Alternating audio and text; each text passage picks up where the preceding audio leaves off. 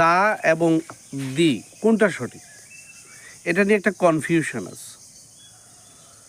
আসুন জেনে নেই, দা সঠিক না দি সঠিক। আসলে দুইটাই সঠিক, দা সঠিক, দিও সঠিক।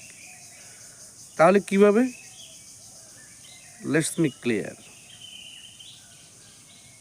যখন কোনো ওয়ার্ডের পূর্বে টিএইচই বসবে, সেক্ষেত্রে সেই ওয়ার্ডের ফার্স্ট লেটারটি যদি বাউল হয় তাহলে দি হবে,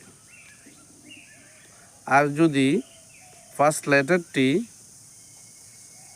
কনসোন্যান্ট হয় তাহলে দা হবে। তাহলে আমরা দেখতে পাচ্ছি যে কনসোন্যান্ট 21টি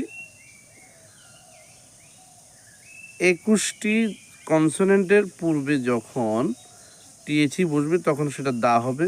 আর 5টি বাউল, যেমন এ ই আই ও ইউ, এই 5টি বাউলের পূর্বে যখন টিএইচই বসবে তখন সেটা দি হবে।